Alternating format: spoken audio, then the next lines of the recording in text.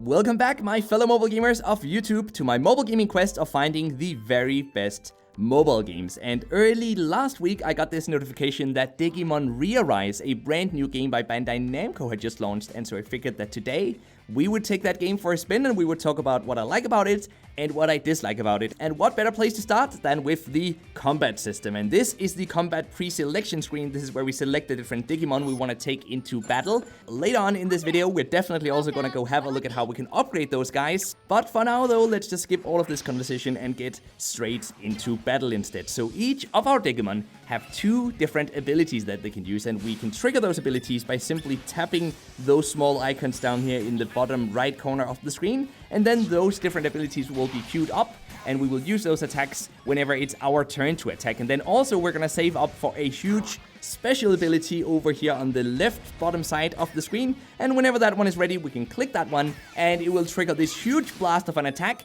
which is really useful, especially when you're fighting a boss, for example. Now the combat system is somewhere in between action-based and turn-based, and I have to admit I found that a bit confusing. For example, I haven't really found a good way to get an overview over who gets to attack next.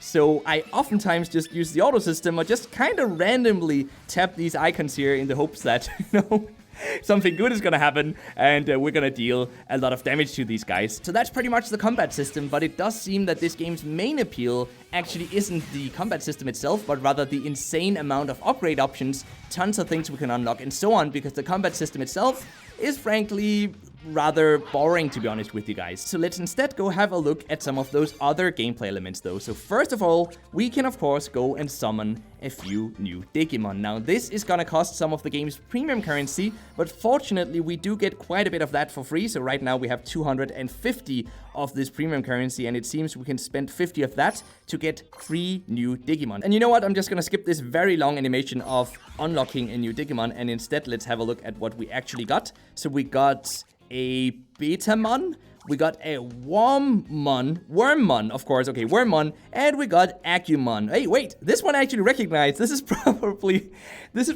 the only Digimon that I actually know, and even that one, I gotta admit, I didn't even know the name of that one. And then, of course, because this game is by Bandai Namco, the UI really isn't the best. It just seems to be their thing, though. They just throw so much stuff onto the screen at the same time. I mean, just look at the summoning screen. For one example, this, I believe, is what bad and very confusing UI looks like, if anyone ever asked that question. And it's actually too bad that I didn't get to record this, but the funniest thing happened when I opened this game today. I literally had to close over 10 different pop-ups with information, with daily login rewards, all sorts of crazy stuff before I was even allowed into the game. But that is just the name of the game, though, with these types of team-based gacha systems. They really don't hold back on the rewards.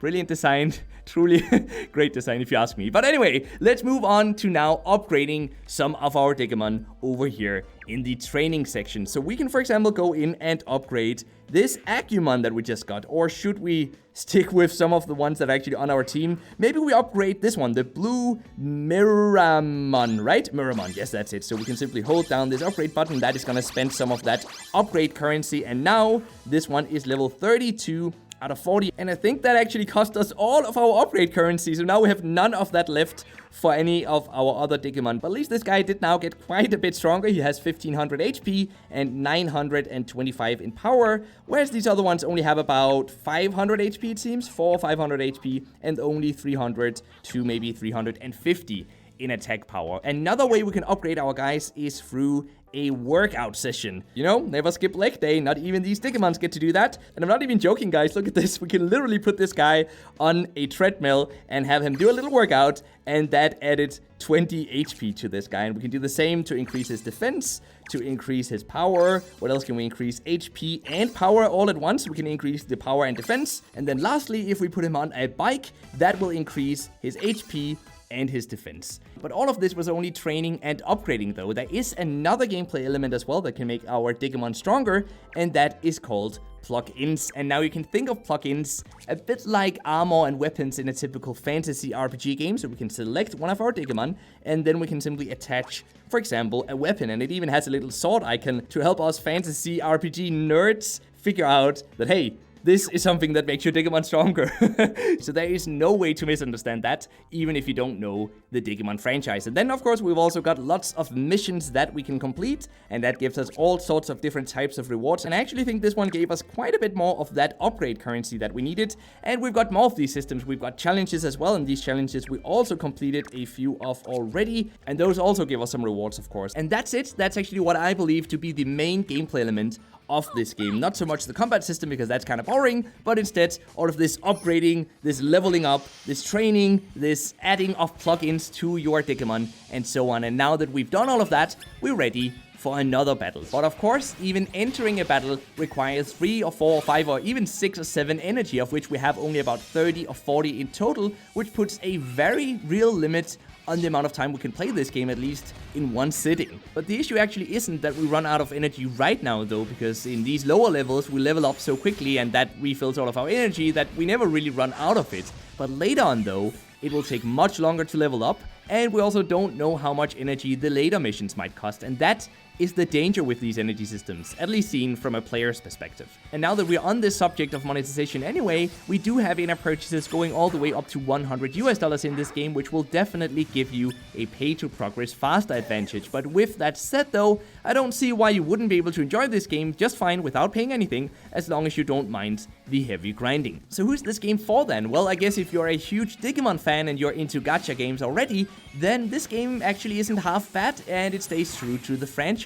But for the rest of us though, I'm getting a very meh feel from this game. It doesn't really do anything that hasn't been done before, and I'm really failing to see what would hold my attention in this game, because it certainly isn't the combat system. But maybe I'm wrong though, and maybe you disagree, and in that case I'm curious to hear what you think about Digimon ReArise in the comment section of this video. And with that said, let's now jump into the mobile gaming news of the day, which is that Harry Potter Hogwarts Mystery, which is the Harry Potter mobile game by Jam City, has now earned over 150 million in lifetime revenue. And this is despite being a bit of a disappointment, at least for most Harry Potter fans, because of the heavy monetization systems in place. Sadly, the game is the biggest earning game for Jam City though, so I guess they didn't really learn their lesson this time around, and we should probably expect lots of more pay-to-win, or at least paywalled games from them in the future. So hey, at least that's one company to stay clear of if you ever see a new game from them. But what a negative way to end this video though. So listen, I love you guys. Thank you very much for being part of this amazing,